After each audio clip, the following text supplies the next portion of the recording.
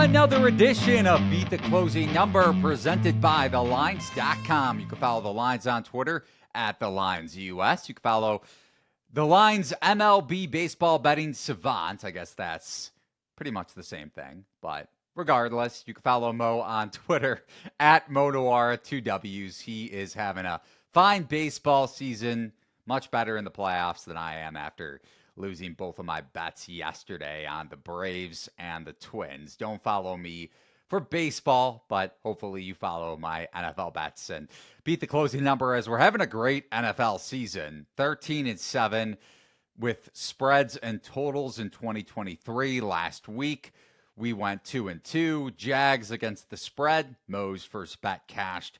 I also had Texans, Falcons under. Both of our late afternoon games did not hit. Mo had the Rams. I had the Broncos. Surprise, surprise. I'm going back to the well with Denver this week. Trust me, I've gotten tweets about it. It is not fun to bet the Broncos. I am not doing this because anything towards Denver fandom. I have no Broncos fandom. I have no reason other than betting the number to bet the Denver Broncos. But on that note, Mo, how's it going today ahead of your poker tournament this weekend? Yeah, it could be going better. Having to watch the Braves just basically embarrass themselves yesterday, not fun. But other than that, yeah, good drive up here. And like you said, I've been crushing it on the MLB playoffs so far. So it's a nice to bounce back a little bit after I did not close the regular season well. Well, that's variance in a nutshell. And you and I can complain about it one way or the other, but whether it's baseball, NFL, whatever sport you bet on, if you're betting this consistently, you're going to have variance go for and against you, unfortunately or fortunately. But if you want to follow all of Mo's baseball bets, you could do so in the Lines Discord channel. The link is over at thelines.com in the top right-hand corner. We are not touts. You can get all of Mo's bets for free. You can get all of our NFL bets for free, whatever sport you want to follow. And you could also get notifications when any of the Line staff members post bets on any sport. Just head over to the Rules channel in the Lines Discord channel. Remember to give the video a thumbs up and ring the bell to get notifications as well when the Lines releases any new sports betting videos just like this one. And you could also subscribe, rate, and review to the Lines podcast, one word, in Apple, Spotify, wherever you find your favorite podcast. But before we chat with Cleve TA, Mo, going to touch on few games between the two of us. Bengals and Seahawks. First up, Cincinnati laying 3 minus 105 or laying 2.5 minus 115, depending on the shop. You could price shop every single spread, total, money line, whatever it may be over at thelines.com. Total in this game is actually dipped, probably because of the weather, but either way, sitting at 45. Line reopened, 3 minus 110 both ways, so we're seeing movement towards the Seahawks. Jamal Adams back at practice on Wednesday in limited fashion, out of concussion protocol. Left tackle Charles Cross, right guard Phil Haynes were also limited, but left guard Damian Lewis didn't practice. Neither did DK Metcalf, but dealing with that rib issue that has been nagging him since week 2. No surprise. He'll be good to go, or at least he'll play. Mo, how are you betting Bengals and Seahawks? Yeah, I like the Seahawks. I think they have the horses to match up, like I talked about with you when we discussed this game on Monday. I think they've got the horses in the secondary to match up with what I see as a pretty one-dimensional Bengals offense, really revolving right now around only throws to Jamar Chase. T. Higgins did log a limited practice. I'm a little skeptical he's going to go, but even if he does, I think we can probably be pretty sure he's not going to be 100%. And like I said, there was still some concerning moments from the Bengals in that game. Joe Burrow, he's getting better for sure. Did not still look close to 100%, I thought. Against a Seattle team that's sneakily 5th in pressure rate and in a spot where they're coming off the bye while the Bengals were just fighting for their basically season last week, and they really didn't separate that much from Arizona, to be honest, which, dude, Arizona has one of the worst defenses in the NFL, and they weren't really able to do anything besides throw to Jamar Chase, which I don't think that's going to work against tougher defenses. And I know that Seattle can be up and down at times on defense, but at the end of the day, they're ranking right in the middle of the pack, 14th in DVOA, 14th in EPA per play. Like, this is a decent defense. And like you said, the bad weather, I mean, such a pass-heavy Cincinnati group. They're 23rd in rushing EPA. I think my eyes are telling me this team can't really run the ball as well. Joe Mixon hasn't been able to get anything done so far. Seattle's second in rushing offense. I mean, if the weather's bad, I think that favors them even more. And just like zooming out macro, like I don't even know if the Bengals are better than Seattle. I have them back to back in my power rankings. I think it's very close. So getting 3 here, I think is good. I don't think Seattle should be getting 3. Like we mentioned, I think it's Bengals -2.5, -115 at some shops still. But there are some juice 3s, including over at BetMGM, at least as of this recording. And if you're planning on betting Seahawks and Bengals or any other NFL Week 6 action, first-time users with BetMGM Sportsbook can use bonus code THELINES to get up to a $1,500 bonus bet back. If your first bet loses, that's promo code THELINES, one word. Remember that terms and conditions apply, and bonus bets are not equivalent to real money. So to your point, Burrow, we don't know the status of that calf necessarily, but he did say after, remember, he did re-injure that calf in week 2 against the Ravens. So it's not only that he didn't practice for 5 weeks, I think, going back to training camp and into August, but he's also been dealing with this after re-injuring it in the regular season. Said after the Cardinals game, I'm confident that I could run around and extend, make plays right now, and it's tough to say percentage-wise, but we're close. Who knows if that's player speak or not? But considering that he was pretty open about the injury going back to the early portion of the season, I would say that's a positive. Not that that makes me lean towards Seattle, but I do think this may be, and weather dependent to both of our points as well, maybe a buy low spot on the Bengals passing offense. Cincinnati, number 26, and just offense overall, number 26 in EPA per play this season, tied for 24th with the Giants of all teams, who Seattle beat up on in week 4 before the bye week in red zone efficiency.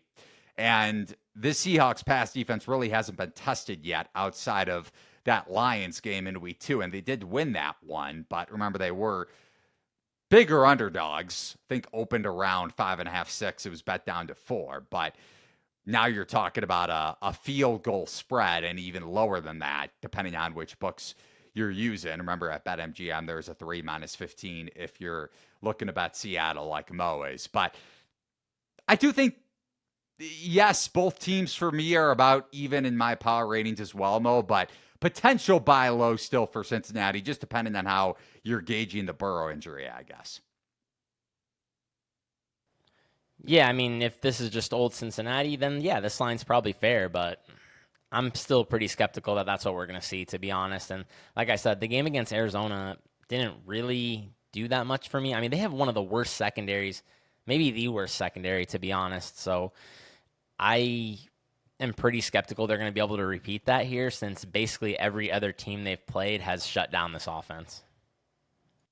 Saints at Texans, next game on the board that we're going to discuss. These are most 2 bets. So he has the Seahawks at 3 -115. New Orleans is a 1.5 point favorite for the most part. There are some, or I think at least one, -1 on the board. So a little bit of Houston action coming in throughout the week. Texans, if you're looking to bet them on the money line, plus 105. Pretty much is the consensus money line price tag, and a total of 40.5. New Orleans allowed, or actually posted, the 4th lowest success rate offensively in week 5, but they scored and benefited from 3 Patriots turnovers and scored 13 points off of those turnovers on short fields. How are you betting Saints and Texans, the 3-2 New Orleans Saints against the 2-3 Houston Texans? I'm pretty excited to sell the Saints off what I kind of see as a fake blowout win against the Patriots. I mean, not fake in the sense of like their defense did its job for sure and obviously destroyed that Patriots offense, but I'm still really skeptical of this Saints offense, man. I mean, look at their past 3 games. So they did not score a point in the fourth quarter, allowed an 18-0 fourth quarter to a Green Bay offense that has kind of sucked since then. Like, Green Bay looks pretty rough. Then they got crushed, scoring 9 points against the Bucs at home. And then they had a game against the Patriots where, like you said, they were just basically gifted the game by Patriots' mistakes on offense. They scored 7 of what one of my favorite guys on gambling Twitter, Jeff Fogel, calls drive points. Just like points off basically drives of 60 yards or longer. They had 7 points. I mean, they didn't do anything on offense in that game. So I think this is a better coach, a better quarterback, getting points at home. I don't understand it. I think, especially the way C.J. Stroud is playing, very just shocking for a rookie, to be honest. Just not making mistakes, and the Saints have basically thrived on mistakes. They're 9th in EPA off turnovers, so just basically feeding off opponent errors, and C.J. Stroud is not making those errors. He's not taking bad sacks. He's not turning the ball over at all, obviously. I think that's gotten a lot of play. I think he's on some kind of rookie record for consecutive passes without a pick or something. But I still thought the Texans played a pretty solid game against Atlanta. I knew that was always going to be kind of a tough spot for them. Not the best matchup there, and just fizzled in the red zone a lot, but they definitely still moved the ball a decent amount. So I think if they can do the same thing against the Saints here, which I think has a pretty comparable defense to Atlanta, then I have a hard time seeing the Saints offense keeping up, because I don't know if it's like the Derek Carr injury, whatever else it might be, bad scheme, bad coaching, but they're not playing to their talent level, and I don't know why we should expect that to start right now. Yeah, I'm pretty much with you. The concern for me would be that, kind of to your point, and I guess you rightfully so used it as a positive, but this New Orleans secondary, I know they're not generating pressure, one of the lower pressure rates across the NFL, I think bottom 10 at the least, but this secondary is very stout, especially with Marshawn Lattimore healthy. So you wonder if Stroud does face any sort of negative variance. I know he isn't really making poor throws. I don't think his turnover-worthy play rate is super high either, depending on whether you consider that a notable metric or not. But a little bit concerning, considering he hasn't faced much negative variance in regards to interceptions. You wonder if that does happen against a pretty good Saints defense overall, allowing a bottom 6 EPA per dropback and success rate. So below average and then some. Any other thoughts on this game, Mo, before we get to Eagles at Jets? I just want to say, do you remember in the preseason when Kenny Pickett was going to be a top 10 quarterback and CJ Stroud was the worst quarterback anybody had ever seen step onto the field? And we hammer that home throughout the preseason. Don't use preseason metrics, please, to dictate any of your game-by-game bets in week 1 or futures bets. And Steelers did cash for you last week, and I know Pickett was getting credit for, adjusting the play and telling Pickens to run a go route against Humphrey in week 5, which helped Pittsburgh cash and win outright, not only covering the plus 4.5, but I don't know. Not a big Kenny Pickett guy. I'm with you there. So on to the third game that we're going to hit on before we chat with Cleve TA, professional sports bettor and NFL handicapper. Eagles laying 7, mostly minus 110s. I think there is a even money in Philly's direction over at Caesars Sportsbook at the Jets. Total of 41. By the way, not that, and I know I see some tweets out there, or if you want to call them tweets anymore. Thank you, Elon Musk. You mentioned trends, and then you say that and I'm speaking of the royal you, not Mo.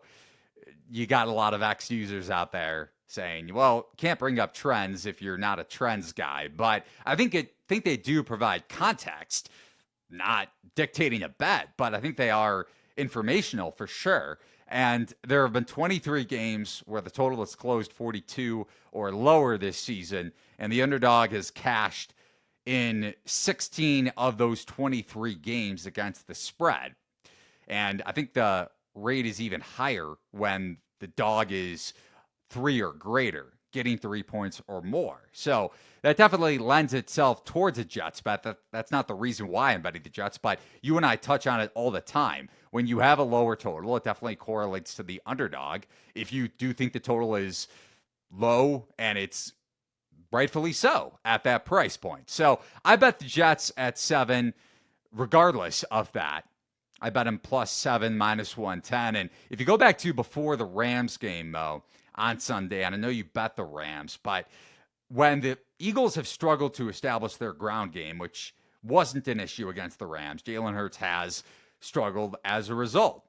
And he ranked, before that game, 17th in adjusted EPA per dropback and 22nd among qualified quarterbacks in passing success rate. And mind you, the Jets have underperformed in their secondary this season, but they are getting healthier with DJ Reed expected to come back off of the concussion protocol. He missed the Broncos game last week.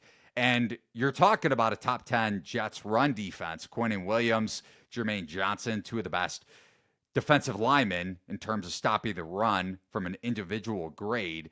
And I think they'll be able to hold this Eagles rushing offense that relies on their run game going back to last season too. So it's not like it's a small sample size if anyone's doubting that. Top 4 in rushing play percentage over the last 2 seasons.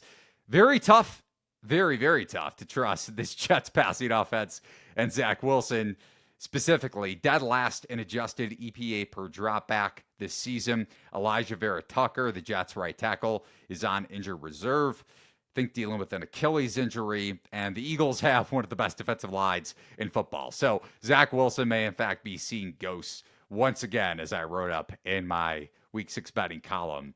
But if the Jets are able to stop this Eagles heavy and then some rushing attack, low scoring game, very likely, and I'll take the points here. And also just an Eagles secondary that, if Nathaniel Hackett can script some quick passes for Wilson, this Eagles secondary has taken a big step back from last year. Top rated EPA per dropback allowed in 2022. Darius Slay has taken a major step back himself, and the Eagles overall ranking 17th, so slightly below average in EPA per dropback allowed.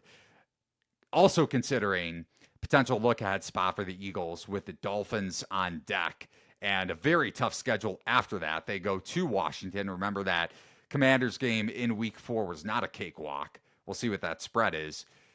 I think it's still over a touchdown on the look-ahead line. But then they play the Cowboys at the Chiefs, the Bills at home, the Niners at home, and then at Dallas. So a gut check game for the Eagles and a potential, again, look-ahead game for an overrated team in terms of the betting market, the way they've looked at the Eagles this season and including this week for me. I took the points, Mo, especially with it being at a key number of 7. Any thoughts on this one? I feel like the Jets are probably the right side, but I'm terrified to pull the trigger because, yeah, like you said, Zach Wilson versus this defense, I mean, it's just so scary with their pressure rate. And no Elijah Vera Tucker. I mean, dude, their offensive line at this point has a rookie, a backup, and a guy switching positions, and Mekhi Becton swapping over to left tackle. And then you have Zach Wilson with a 40 PFF grade, which, mind you, is an improvement to his under pressure grade from last year, which was 23. I have to say, I didn't know that the PFF grades went that low. I thought 30 was like the baseline. Like if you got on the field, you automatically got a 30. But yeah, apparently you can go as low as 23. And I know that the Eagles secondary, I'm like pretty skeptical of this Eagles team. Honestly, I'm with you. I think you and I have been the lowest 2 people on the Eagles. I just don't know if Zach Wilson is the one who can do anything about it. I am looking to fade them when the schedule gets tough, but I don't know if this is the spot. But I will say I'm with you in there's definitely a potential parlay here with the under. I think it's very, very correlated. I just don't see how a higher scoring game could ever favor the Jets. So those are 3 bets here for the Week 6 slate, along with that Thursday Night Football bet that I mentioned earlier on that you can find in the Discord channel for those of you that are checking this out before Friday, as I think our YouTube edition of the show gets posted on Friday. But if you're listening on Apple, Spotify, wherever you find your favorite podcast, that is in the Lines free Discord channel. The link is over at thelines.com in the top right-hand corner. But without further ado, it's time to bring in our guest this week, and he is pro bettor Cleve TA at Cleve TA on Twitter. You can find all of his NFL betting breakdowns, one of the sharpest NFL minds in the space, over at Cleve, that's CLEV, analytics.com. How's it going today, man? What's going on, Eli? How are you? Doing good. Great to be joined by you for the first time this season. And before we get into your bets, I think we have 4 or 5 games to touch on here. How have your picks been going so far in the Circa Millions contest? It's been going really, really well. I've got 2 entries. One is my solo entry, which I'm 15-8-2, so I can't complain with kind of a 63-64% win percentage. And then I do a second entry that's with a couple partners of mine. We've been doing it for a handful of years, where a majority of the picks are mine, but then the 4th and 5th are essentially kind of a group consensus. So we're 17-7-1 in that one. So I'm not complaining too much. If we can keep this going, I think we'll be able to cash. And we haven't even had a 5-0 week yet, so hopefully that's on the horizon. And for those of you that are wondering where, again, you can find all of Cleve's bets, they're over at Cleveanalytics.com, along with the ones that we're going to discuss here on this podcast. And for anyone also wondering where Mo is, well, his internet cut out, and that's the beauty of doing podcasts when everyone is remote. But I digress. On to the first game that we're going to discuss. It's Colts at Jags, and this line is pretty much a consensus for across the board. And I know you were high on Indy going into the year, or at least as a sleeper team. I think you bet them to win the division as one of your long shot bets. But I am kind of surprised at the market movement, Cleve, especially with Jacksonville coming off that win over Buffalo. And this line, I think, reopened around 5.5 and got bet down pretty quickly to 4.5. And now we're sitting, like I mentioned, Indy getting 4 points above the key number. So whether you want to call 5.5, 5, 4.5, all dead numbers, including where we're sitting right now, I still would have thought that the market may have at least sat on the 5.5 a little bit longer, considering the Jags' upset win is 5.5-point dogs themselves against Buffalo in Week 5 in London. But maybe the market, considering that Jacksonville was playing their second consecutive week in a remote setting themselves. So how are you looking at Gardner Minshew and the Colts? I know you're betting Indianapolis, but why did you decide to head back on your futures bet with this Colts team yet again against Jacksonville?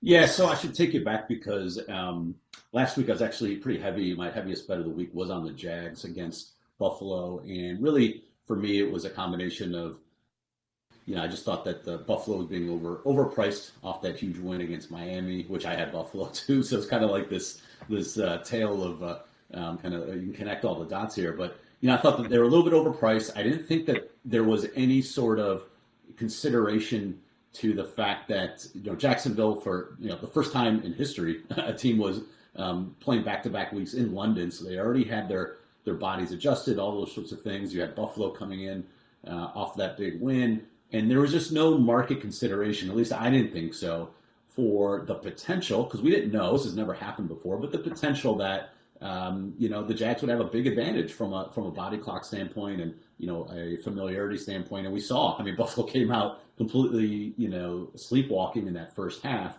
And so I bet on the Jags. I also had a money line bet, just in case I was, right, and that there would be some sort of, stamina issues, maybe, and familiarity issues. And so I also had Jacksonville on the money line, just in case I was right on that long tail outcome of if those things were correct and it's not being priced correctly in the market, then the outcome should be a Jags win. And so now I look and I say, well, all right, we've got another unprecedented situation where Jacksonville is back-to-back weeks in London, no bye after that trip, and have to play an in-division game in Indy. And again, I hate to be all situational on you, but this is something we've never seen before. And so I think some of the initial money was because of that potential for Jacksonville being a little bit, sloppy here.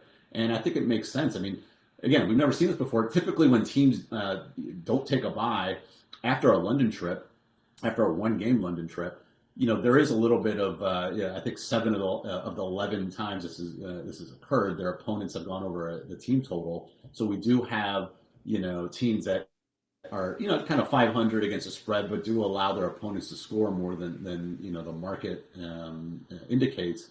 But we've never seen back-to-back. And so I looked, is there a comp out there for something like this? We've seen teams like San Francisco, for example, when they travel west to east, they lobbied the NFL back in 2019 to play back-to-back games when they do go on and play in the East Coast. They want them together, and so they stay out east. And so I looked and said, all right, well, that's kind of a comp, right? It's not exactly perfect, but what happens in that game when they come back home? And I couldn't believe it. It was pretty staggering. This spread 1-4 straight up when they played that first game home after a back-to-back East Coast trip. And we're talking about like some gigantic favorites that they've lost as. I mean, they were 10.5-point favorites, I think, against the Falcons a couple of years ago. They were 8.5-point favorites against the Eagles, I think in 2020.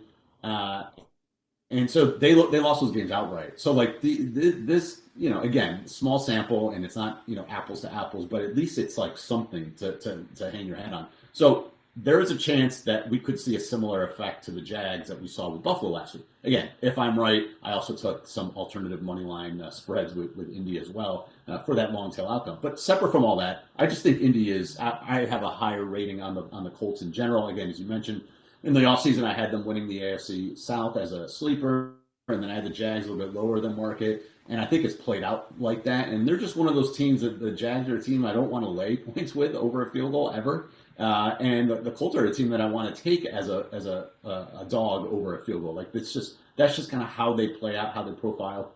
Gardner Minshew has done a nice job. He's essentially middle of the pack when you look at EPA and success rate in the NFL. Their defense has played well. They should get back some guys. Shaq Leonard missed last week. Kwity Paye missed last week.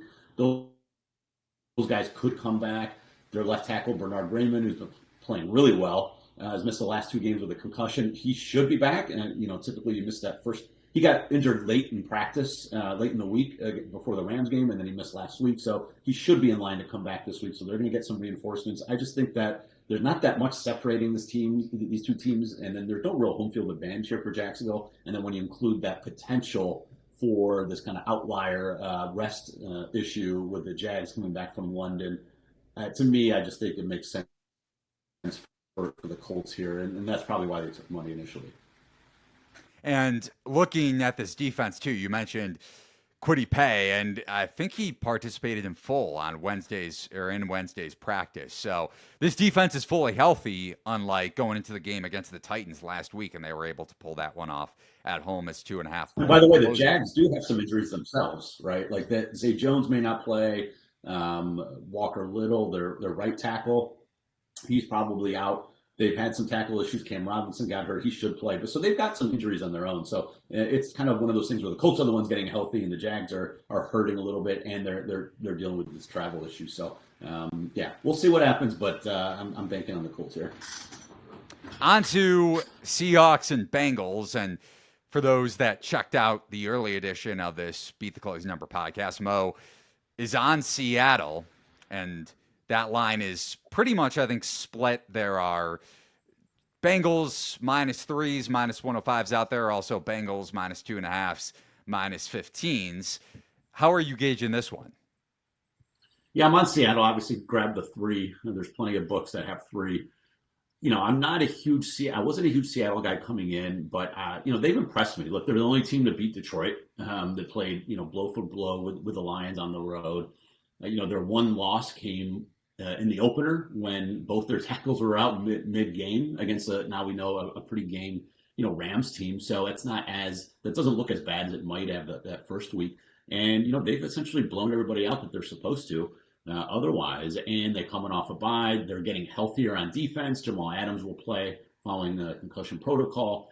Their secondary is getting better. I mean, I personally, the fact that Devin Witherspoon showed out so well in that Monday night game against the Giants, you've got now Tariq Woolen on one side and Witherspoon on the other. You may have a really good pair of corners to throw out this Bengals team that really just has Jamar Chase right now. I don't think T. Higgins, if he plays, he may or may not play. He's questionable with those bad ribs. Even if he plays, by all accounts, from what I've read, is that he's going to be negatively impacted because of those ribs. From all the kind of Twitter doctors that are out there, by all accounts, that's a tough injury to come back from right away, and your performance is affected. So, at best, he's a decoy.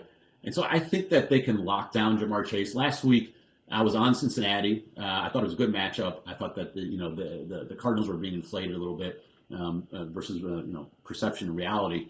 They just did not do a good job defending Chase. Jonathan Gannon, the head coach for the Cardinals, admitted he made a mistake defensively. I don't think you'll see that with Pete Carroll. And you've got 2 lockdown corners now potentially to throw at them.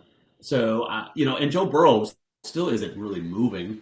He looked better, but again, that's against a pass rush that is bottom 5 in the NFL and just a defense that doesn't have any talent. So, that was kind of a get-right spot. Now you place a little bit better of a defense. You got Jamal Adams who can now pressure because you've got those corners that can lock down on an island. And then I think that the other side of the ball is really the issue. Cincinnati's defense is sneakily one of the worst in the NFL this year. They haven't really faced that many good offenses. And, Seattle is playing. They're humming along. The secondary for Cincinnati is not playing well, and they're banged up. Chidobe Awuzie did not play last week. I'm not sure if he's going to play this week. Otherwise, they don't really have that much out there to defend these receivers for Seattle. And Cincinnati's run defense is one of the worst in the NFL. They've allowed the second most explosive plays on the ground. And we know that Kenneth Walker, that's what he specializes in, is those big runs. So I just think that there's a good advantage here. I think you've got the better offense right now with Seattle. I think you've got the better coaching staff. And I just don't think there's enough separating these teams where Cincinnati should be laying 3. I just don't think that last week, just all of a sudden, that was they're back. I just don't think we're there yet. And I don't think you can lay 3 against a Rams team that is worse than Seattle just 2 weeks ago when you're Cincinnati. I don't think you can lay that same number here with Seattle, who's better than the Rams. So I just think that the Seattle makes sense here. No, that's a great comparison, along with the one that you brought up with the Colts, even though Burrow may be a little bit healthier. The line is pretty much identical, and Seattle is coming off a bye. Much better secondary than what the Rams have.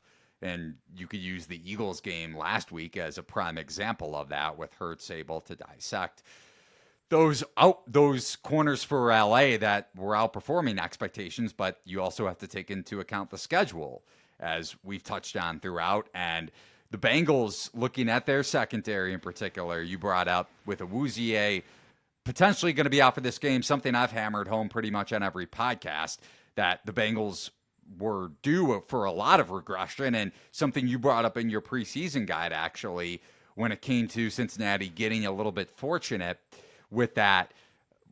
I think the quarterbacks they faced last year ranking 30th or below in EPA per dropback, like 45% of the time, and that was a heck of a metric when it came to the kind of positive fortune they got in terms of the opposing offenses, and getting very lucky, whether it was just poor quarterback play or backup quarterbacks, and they lost Von Bell and Jesse Bates in the offseason, one of the better safety tandems over the last few years. So I'm with you when it comes to the personnel matchups on both sides of the ball. And looking at an out west game now, Patriots at Raiders, with New England opening as a 3.5-point dog, which is no surprise, I guess, with Patriots undergoing back-to-back blowout losses and the Raiders getting the Monday Night Football victory and covering against the Packers. But the market has taken a little bit of interest in New England, and so have you. So why are you betting on a Belichick team that looks washed on both sides of the ball? But you also have to take into account that the Saints weren't able to move the ball that well with no Matthew Judon and no Christian Gonzalez for that Patriots defense last week. Yeah, I mean, I think you're never as if you've been playing the NFL as long as I have, and I know you have. You're never as bad as your most recent game or even two games. And this is a matchup league, and I faded New England. It was so funny. I was on Dallas. I thought it was a great matchup for them. I thought Mac Jones, he struggles against good pass defenses and good pass rushes, and I just thought it was a terrible matchup. And they kept taking money down to 6 points. I couldn't believe it. I as soon as it dropped under 7, I hammered Dallas there, and this is kind of the opposite of that. I just they face, look at the schedule they face: Miami, Dallas, Philly. The Saints are a top 5 defense. Like they have gone up. Even the Jets defense, they have faced just like in a murderer's row of either great offenses or great defenses. And now we get a Raiders team that is neither. They haven't scored more than 18 points in any game this season, and that's including facing the worst defense in the NFL in the Broncos. They faced the Chargers. Obviously, that was with backup quarterback, but the Steelers, who you can move the ball on them. We saw C.J. Stroud move the ball on them. They couldn't get past 17 points against a Packers defense that was pretty mediocre last week, and they got the benefit of an interception by Jordan Love in the red zone. So they had all the opportunities, and they're just Jimmy G is just not that guy to really lay the points here. In my opinion, full field goal, or if you can get a 3.5, I don't think there's 3.5s anymore, but a full 3 points I think is just too much. And I just, again, with this Raiders defense, this is the magic elixir for Mac Jones and this offense that really hasn't been able to run the ball. I hate to be the established run guy because I'm the opposite of that. But for a team like New England, and with really no weapons on the outside that can separate like that, this is the team that needs to run the ball to kind of keep Mac Jones kind of in line with kind of third and manageable or second and manageable, or able to convert short yardage situations, which they haven't been able to against some really good run defenses of late. You're going to be able to do that against this Raiders defense that is just bottom 5 to 10 in every category. So I think from a matchup standpoint, it makes sense. And this is something that I've consistently backed for a while. These teams off of shutouts when they're playing and when they're underdogs in next week are historically just really good bets, no matter what, on top of the matchup. And so, back since 2000, in a situation like this, when you get shut out and you go play as an underdog the next week out of division, it's like a 65% cover rate. And it's just consistently been something that, it keeps hitting. And, you see the market has moved. They were, I think it was a pick 'em prior to the season, and now they're +3. So clearly there's been a huge adjustment on New England, although we knew the New England schedule was the toughest in the NFL. It's one of the toughest we've seen in the last decade. I tweeted about this prior to the season. So it's not like this should be a surprise that they're not playing well against this brutal schedule. Now it eases up. And so, I think our perception of the quality of these two teams is not reality. I mean, the Raiders are as bad as we thought they'd be, right? Like they're not good. And New England is probably a little bit worse, but they're not 3 points worse than what we thought. So I just think that you can, full field goal here. The Raiders can't score on anybody. The motivation is going to definitely be there with New England here. The market, just again, the line move just, nobody wants a piece of this Patriots team, and that's kind of when I want them. And I'll just take my chances that the familiarity with Jimmy G and this New England coaching staff, like the defense knows how to defend Jimmy, and they know his weaknesses. So Devontae Adams still has that bad shoulder. We saw he was affected on Monday night. So all of those things. It's a short week for the Raiders. Like just everything points to me on the side of the Patriots. And as long as Mac Jones doesn't throw another pick 6. If he does that, then all bets are off. But I'm assuming that that stuff is more random than anything, and he's facing tough pressure and going up against good defenses. As long as he doesn't do that, then I think New England will be right there. Yeah, if Marcus Peters is going to keep playing 50 yards off the line of scrimmage, then Mac Jones is probably the least likely game for Jones to throw a pick 6. And also, it's hard to give Belichick any sort of coaching edge anymore, but how do you not, with McDaniels continuously making these horrific decisions, man? It's like, I hate to use couch speak, if you want to call it that, with how many people tweeted saying I could do a better job than X coach in X game, but nobody kicks a field goal in that spot against the Packers, right? It's ridiculous. I even said it's like he's intentionally trying to. How does he make the wrong call every time? I mean, between that Steelers game where they kicked the field goal on 4th and 2 or whatever when they were down 8 points, he just constantly makes the wrong decision. So yeah, there's definitely an in-game edge, I think. Although Belichick doesn't do all the greatest, right?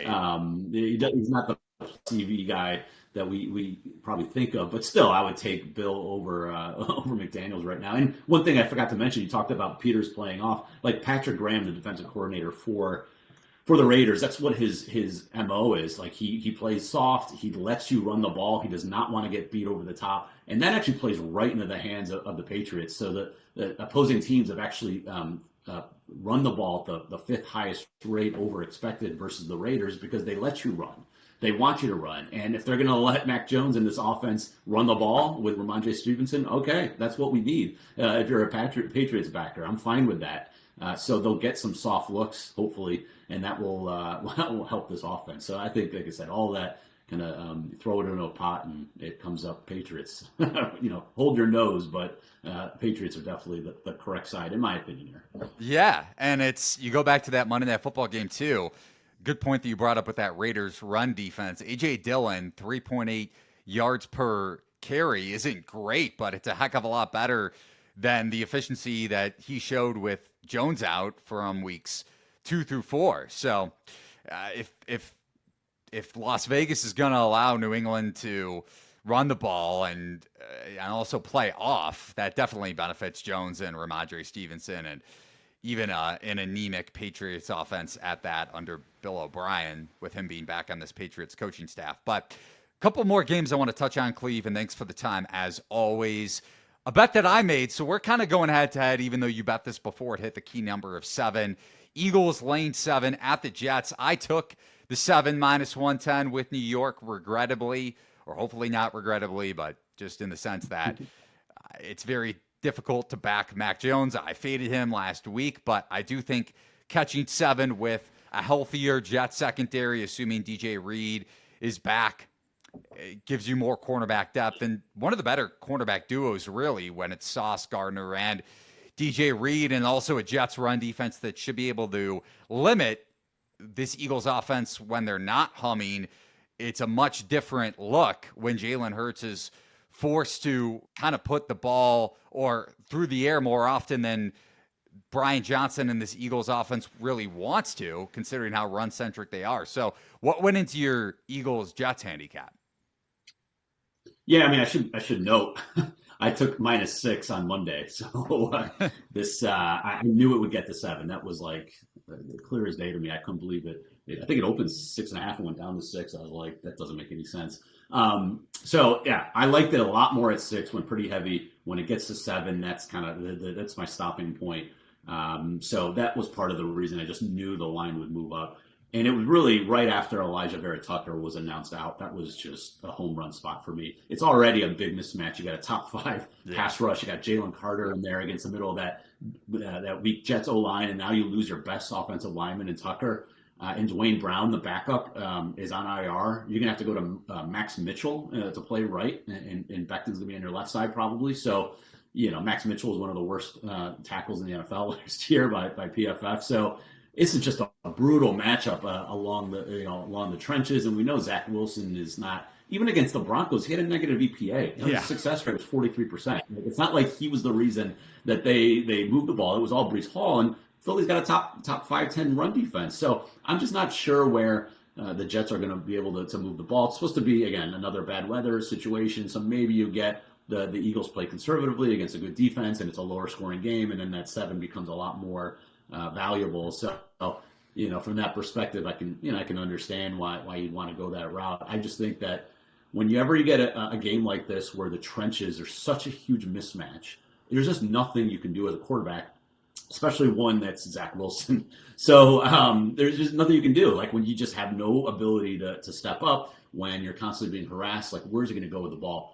So just to me, like unless you get a Breece Hall, long touchdown or 2, it's going to be really hard for them to score. So that's essentially why I'm on the Eagles here. But again, 7 was kind of the stopping point. I wouldn't go anything more than that. So my -6 feels a lot better. Makes a ton of sense. And I know a lot of people have, or at least on Gambling X, have Eagles teasers too.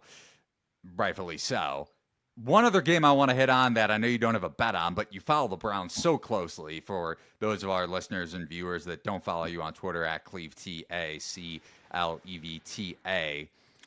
Browns are now getting 7 against the Niners. And after the San Francisco trouncing of Dallas on Sunday Night Football, you immediately, or at least I, look towards Cleveland. And with the hope that maybe Deshaun Watson's shoulder wasn't going to be an issue, it continues to be. Who knows how serious it actually is? PJ Walker stepping in. It's the lowest total of the week, rightfully so, after what we saw when it was Dorian Thompson-Robinson against the Ravens. Total of 37 and a half. The best team in the NFL. What do you make of, the line? And also, I'm curious how you grade Brock Purdy, who really hasn't faced any negative variance despite a pretty, or at least a higher turnover-worthy throw rate than I think the numbers on the surface suggest. Yeah, I'm not getting into the rankings wars you were seeing on Twitter. I mean, I'm just like, to me, it's so situational. And look, the he's put in a great spot, but he's also making all the right decisions and all the right throws. Yeah, he gets away with some interceptions from time to time, but so does everybody. I'm not really gonna ding him too much. He's doing everything you want from a quarterback. So as long as he continues to do that, like we've seen guys, Trey Lance couldn't do it, right? He failed miserably. We've seen guys like C.J. Beathard and Nick Mullins have like moments, but they couldn't sustain it more than a game or two. And so it's, and he's doing everything that, what Jimmy G did and better. So look, even if you think he's just from a talent perspective, just a middle of the road at starting quarterback, like he's doing everything you want in that system. And so I'm not going to ping him too much for that. I mean, otherwise, like I don't think Watson's going to play. I don't know when we're, I don't think he's practicing here today on Thursday. And I don't think he's going to play. I think it's going to be PJ Walker. And this line is already reflecting that it's a high probability that it's going to be PJ Walker. I think if Watson played, if we knew he was going to play, I think this line probably stops at around 5. Yeah. That would be my guess. And without him, once he's officially announced out, I think this gets to 8 is my guess. So I think everyone who suspected or who wanted a piece of the Niners have already gotten them. And then now it's just, maybe get some public action, one-way public action to get it to 8. Eventually, there'll be guys that either want to middle this game or we'll just think the number's too high, especially with a great Browns defense like this. Like, at some point, the points really matter in a low-scoring game. So I think 8 is probably the stopping point, if I had to guess. But I just think that it's going to be interesting to see Purdy. He's never really played in tough weather that I can recall. And it's expected to be really windy here on the lake and potential for rain. So that could be one thing to keep an eye on. And, this defense it could be the best in the NFL at this point, this Browns defense. And, Jim Schwartz has had some success against Kyle Shanahan teams and offenses in the past. I saw something where Kyle Shanahan is like 1-8 against the spread against Jim Schwartz defenses. So, pretty interesting stuff. So for whatever it's worth, he is able to generate pressure. And, if the weather's bad, I wonder how Purdy's going to be affected. So I'm curious to see what he does in this game, outside of being a Browns fan. I don't know, how he's going to react. So it's definitely a test. If Purdy can really generate good offense and win with margin against this defense in these conditions, I'm really going to hand it to him. Like he's checked every box and he's crossed every test so far after you include that Dallas game. So it'll be really interesting to see. I don't know, with the Browns with PJ Walker and Jerome Ford at running back, like I just don't know. Even Joel Bitonio, their starting guard, their all-pro guard, hasn't practiced yet. I don't know if he'll play. It's just a brutal matchup. Like this could be a 17-6 game when it's all said and done. I don't want any piece of it either way.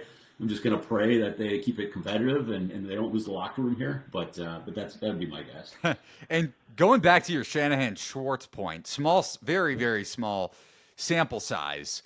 But as the Falcons offensive coordinator in 2016, when Shanahan was in Atlanta, the Falcons averaged 33.9 points per game through the first 9 games of the season, and then they played the Eagles and Schwartz, who was then the Philly defensive coordinator, and Atlanta put up just 15 points.